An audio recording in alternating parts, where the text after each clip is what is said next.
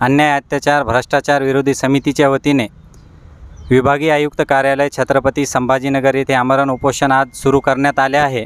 ज्यामध्ये परभणी येथून पाथरी तालुक्यातील हदगाव येथे पुलाचे अर्धवट बांधकाम करून पूर्ण बिल उचलून अर्धवट बांधकाम केल्यामुळे तिथे अपघात होत आहेत आणि पुलाचे बांधकाम अपुरे ठेवण्यात आले आहे। त्यामुळे पुलाचे बांधकाम अर्धवट करणाऱ्या गुत्तेदारावर तात्काळ कारवाई करण्यात यावी आणि जिल्हा परिषदेचे बांधकामातील अधिकारी त्या गुत्तेदाराची पाठराखण करतात। माहिती अधिकारात माहिती मागल्याच्या नंतर माहिती भेटत नाही। त्यामुळे आमची जिल्हा परिषद बांधकाम विभागाचे अधिकारी आणि गुत्तेदारावर तात्काळ कारवाई करण्यात यावी आणि हदगाव ते रेणाखळी येथील रोडचे काम मागील 1 वर्षापासून सुरू आहेत।